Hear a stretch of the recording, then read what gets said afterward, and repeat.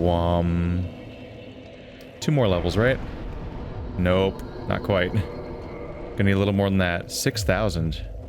I can probably get there, right? What do I have on me?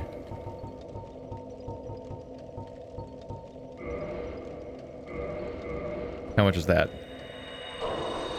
Oh, very close. I could look these up, but it's... yeah. There we go. Endurance is higher. Ooh, I don't think I can take this off, too. I think I need to leave. Let's warp back to Firelink. Wait, what? I think Four Kings has, like, a... I think Four Kings has a grab. I mean, I think it does a humanity suck. I went in with 2 humanity and now I have 1. I think that grab takes the humanity off of you. Interesting. I don't think I knew that before.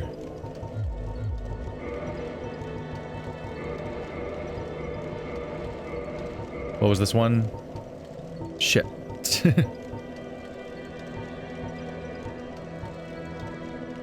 Obviously it was stone. Oh, Silver Knight Gauntlets? Was that it? No. I think it was silver though. Is there another silver item? Maybe not.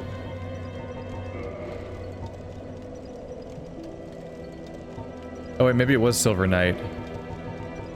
I don't think I switched my ring back. No, I didn't.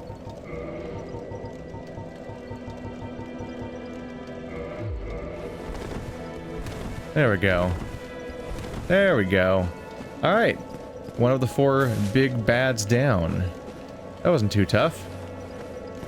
Which one should we go down to? Oh no, 2 of the big 4. What am I talking about? I already took out the Bed of Chaos. So I took out the Bed of Chaos, I took out 4 Kings. Alright. I've got 2 options left. I can do the down below or the up above.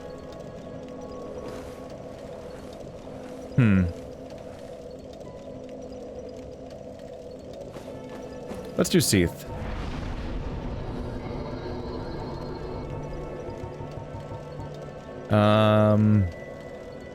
And Orlando.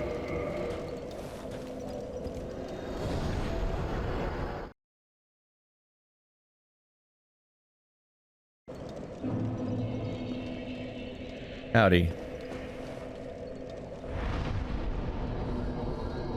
A little unnecessary to rest here, but here we go.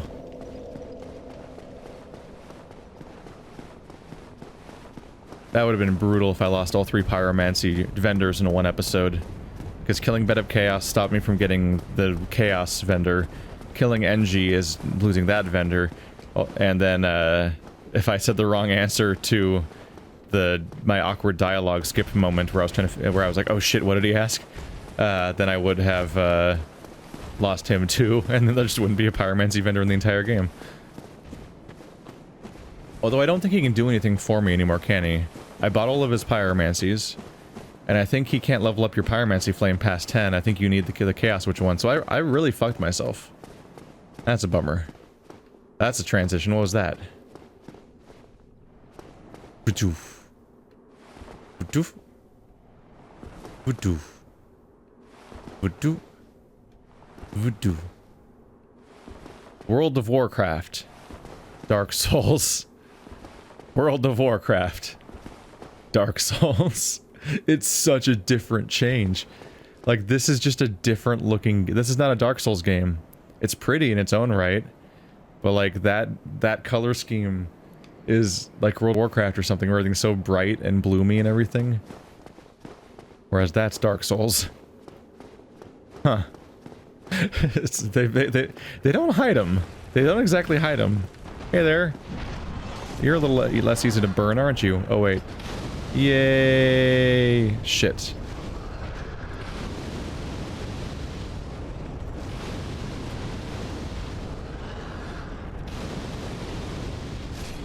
There we go.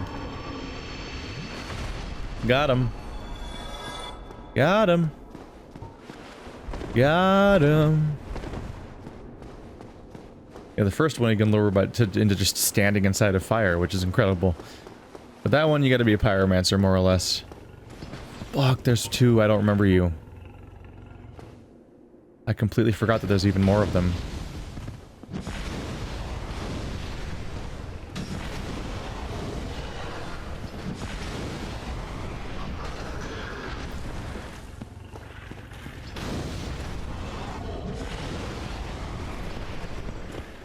I'm all out of that stuff. Cut. Hurt. Right. Hurt. Black. Hurt. Black. Hurt.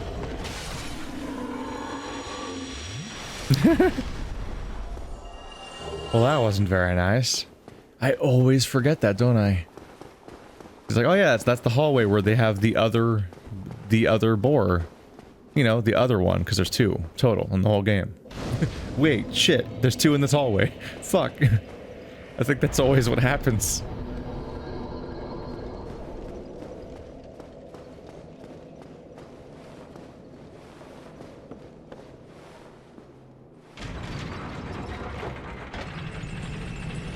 Yee-hoo! I forgot to spend my Firekeeper soul. Dummy. Hit. Hit.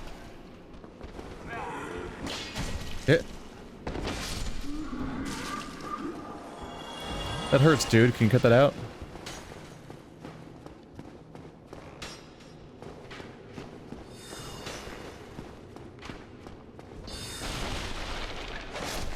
There you go.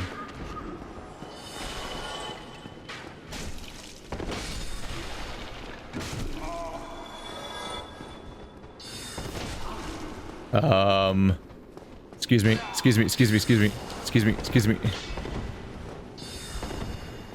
me.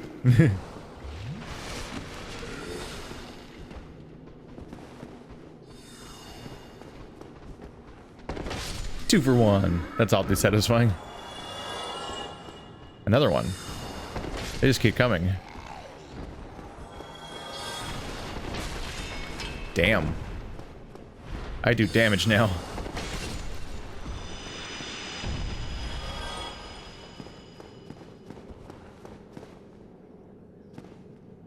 Yeah? Speaking of strange NPC interactions, although this might not be the same episode as that conversation anymore, I guess, so maybe this is out of date now.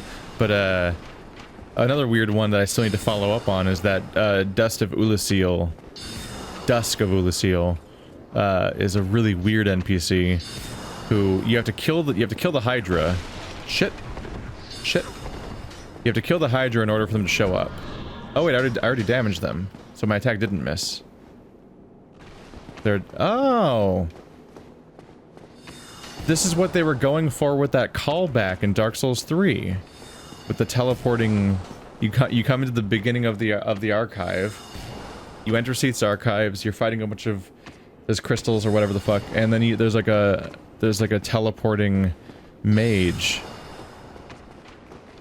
But in that case, it's the one that was a boss fight, and in this case, it's the channeler that you see a few times. This is the same channeler that we saw in the Undead Parish.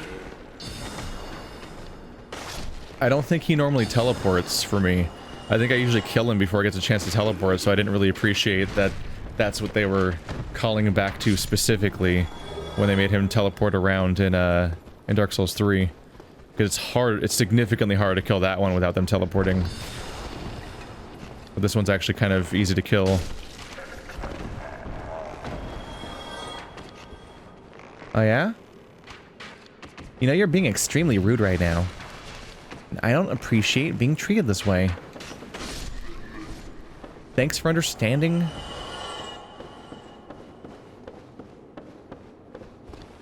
Oh, alright, never mind. They're still into it. Oh, hi. Jeez, there's a lot of you. They just keep showing up. Whoa. Strong echo. Strong echo.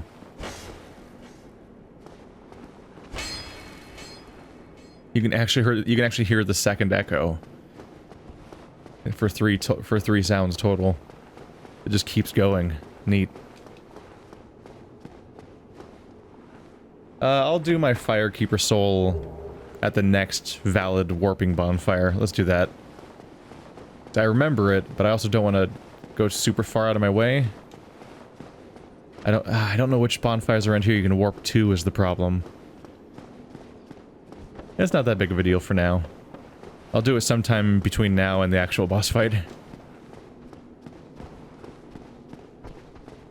Hi. Excuse me.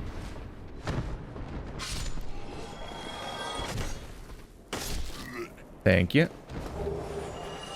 Here's where all that twinkling Titan I was waiting for. I mean hiding out while I was waiting for more to show up. Praise the sun, but it gets really bright when I'm standing right there. Praise the LSD's sun. There's a lot of games that do weird color gradient and lighting changes somewhat artificially as you change locations. I think a lot of games are usually just better at hiding it. The top two games I think of for games where it's really obvious when it happens are... That's a mimic. That chain trick really helps. Just being able to tell from the chain whether it's a mimic or not.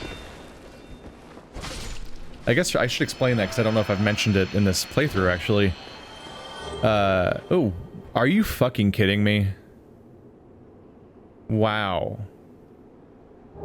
That's some good luck right there. That's not that easy to get. Isn't Symbol of Avarice rare? Maybe not. Alright. Well, now I can do this.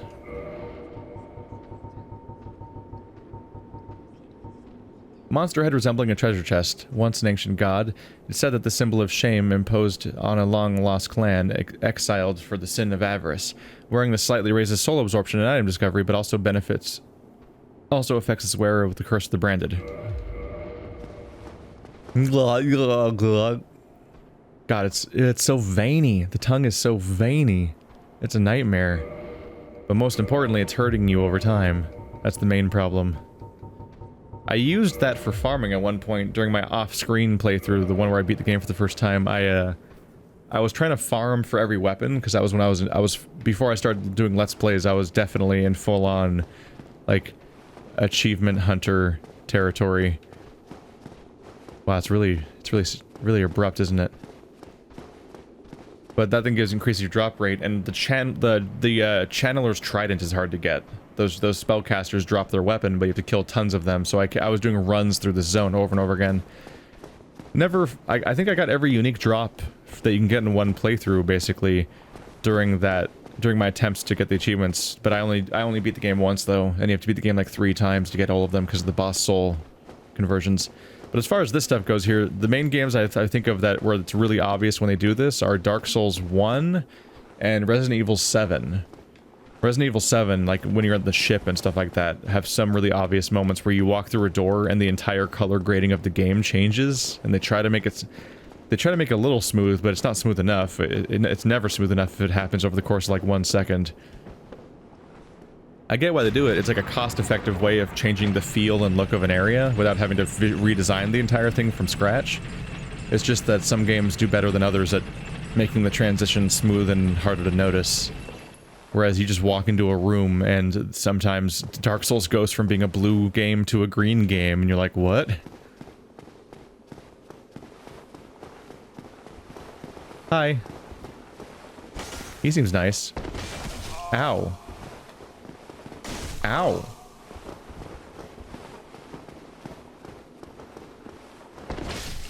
So you had to stand... So these guys were corpses. Or maybe not. I was gonna say they basically had to be corpses in order for that to happen. For them to have the crystals to grow on you, they probably had to sit really still for a very long time. But I think Seath can just generate crystals on the fly, so I guess that may not be an applicable claim. I got one, you guys! I got one! I did it! Hooray! Oh boy, this looks good. This looks like a good sign.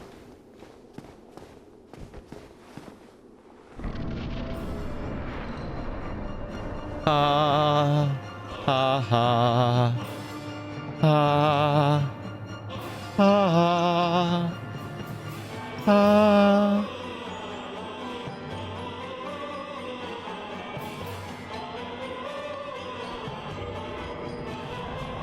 Oh, here it comes.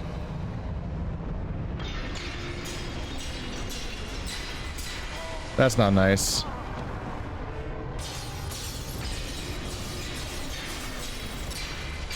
Yeah.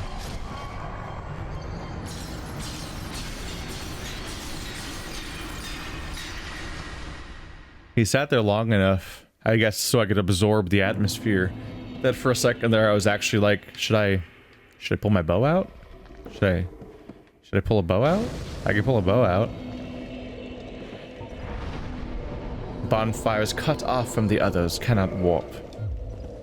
I like the idea. I'm amused by the idea that they introduced the bonfire warping mechanic, mainly so you don't have to go through Sen's fortress over and over again. But then immediately they get rid of that bonfire mechanic. Like immediately. Wow, these guys were in the cell with me. Good thing they didn't notice, or I would have been very dead.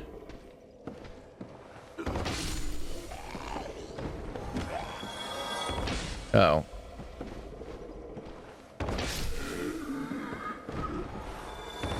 There we go.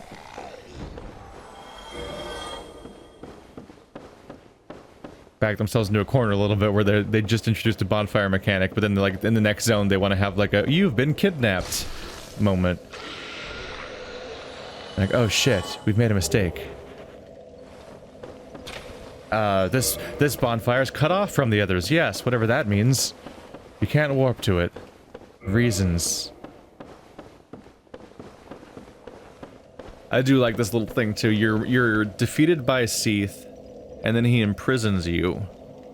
So like he knows you're undead, so he knows that he has to capture you and he has to tie you to a bonfire so that you won't go anywhere else.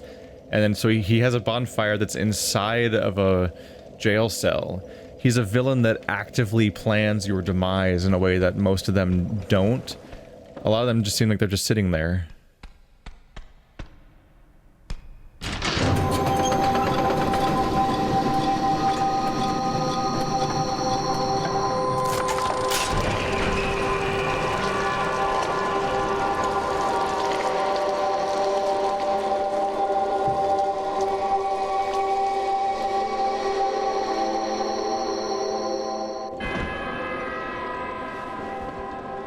So many of the villains in these games just actively want you to die.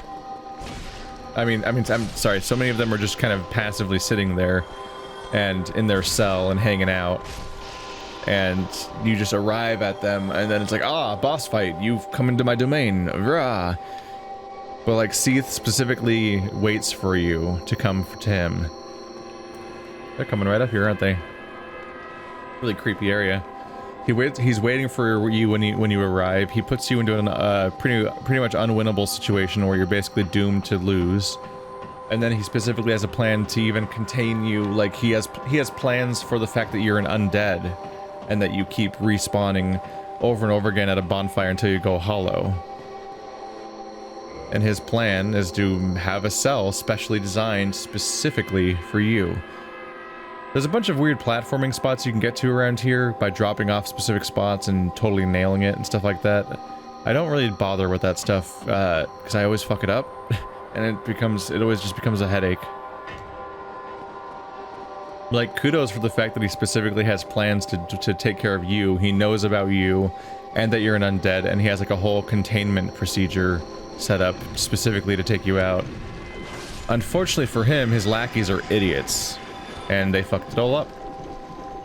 That's basically the reason he loses, is that his lackey is an idiot, and that specific lackey had the key to your cell, and he, with this key to your cell, he slept against the bars of your cell, and so then you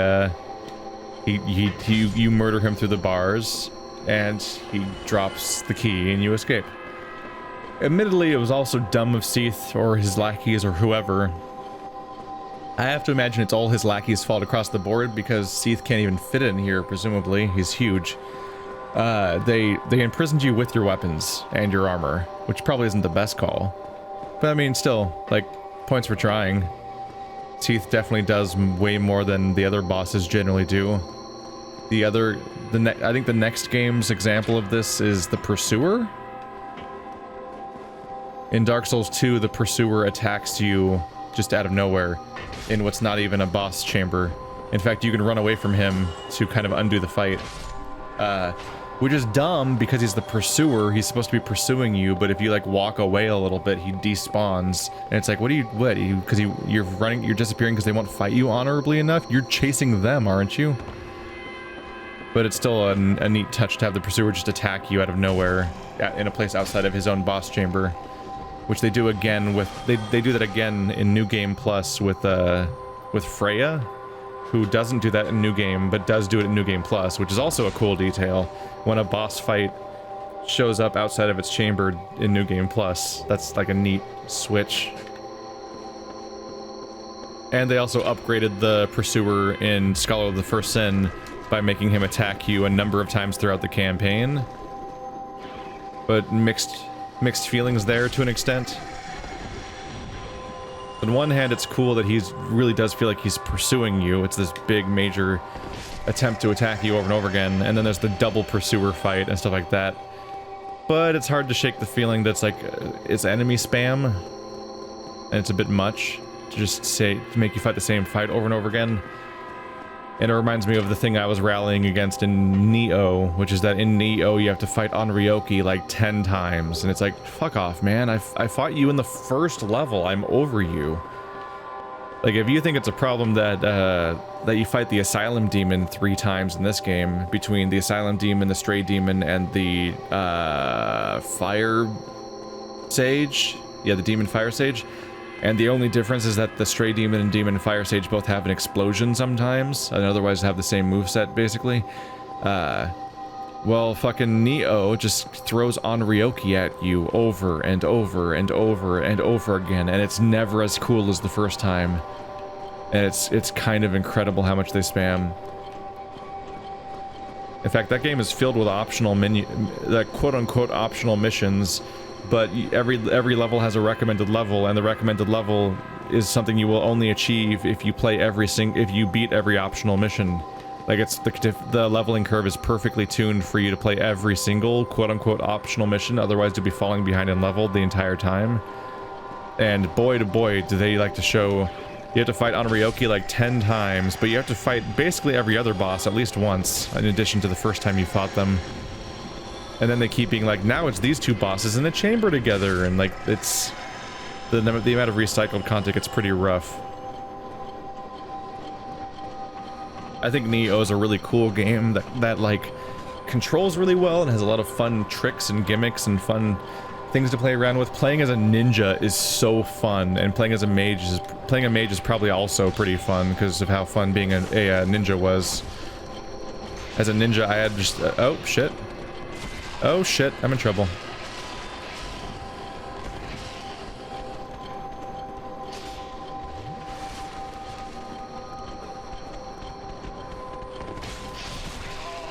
Wow, I'm in trouble. I'm not in a good space. Too many enemies at once. It might be chugging a little bit too. Oh, how'd that miss everyone? Shit. Go, go, damn,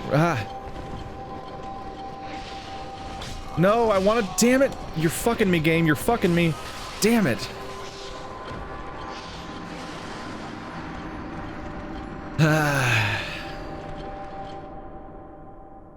Oh well. I went for locking onto the guy who was in the process of doing his jump attack at me, and instead it locked onto the other guy. The good news is I can basically ignore everything on my way through here, because it's all the cells I've already kind of played through, so it's a pretty quick little area. But I had so much fun with my series of fireworks and hilarious bombs and weird, like, time-slowing magic spells, and having a giant bag of bizarre tricks to play with, in addition to a pretty diverse moveset for your melee character and stuff like that. Like, Nioh is a really fun to play. It's too bad that they balance the campaign around a lot of repetition. And they frame it as optional, but the game clearly expects you to do all of it. And I wish that wasn't the case. And it's always on a sliding scale of where people think something is too repetitive or not. Wow, you don't even get stunned. I always have more trouble with snakes than I think I'm going to. They seem like they're pretty straightforward and simple, but I think one of the difficulties comes just from the fact that they don't get stunned by surprisingly heavy attacks.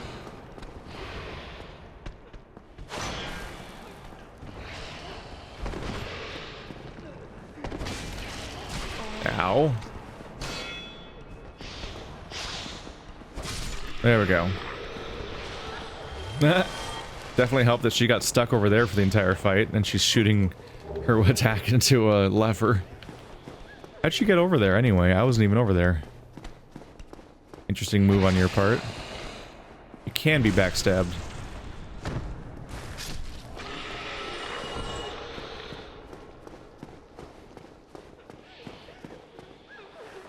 They've announced Nioh 2, and I just hope that it's less repetitive and less grindy.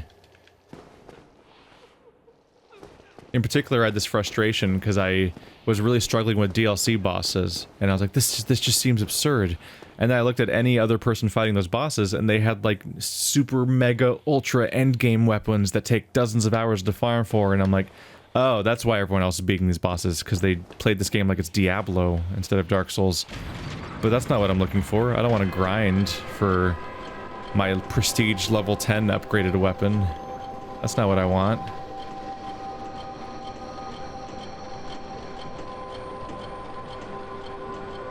Kind of freaky. Is that what sends them all upstairs? Oh, did they send them all upstairs because they run away from the sound? Is that how it works? It could be. Or it might agitate. Oh god. Oh god. Oh no. Boy, did I not know what I was getting myself into. Oh my god. Oh my god. There's like never been more of an ambush waiting for me in any game. They seem aggressive. They seem a tad agitated at the moment.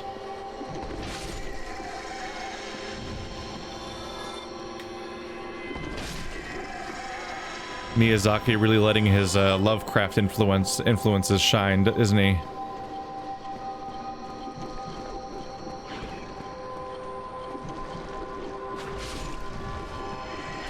Yeah, Bloodborne really... Parts of its settings may have been more of a surprise, but the part where it goes Lovecraft definitely was never a surprise. Ever since Demon Souls, they were already going heavy into this stuff. It might have even been in the older games too, but everyone pays less attention to those. That fucked up place where there's like a flesh blob covered in chains, and you pull all of the chains to drop the flesh blob and stuff. That was like a proto, like, Nightmare of Mensis or whatever. I set you free. I set you free. I almost hit Logan. Sorry about that, but also I set you free. Yay, it's good now, right? Huh? Right?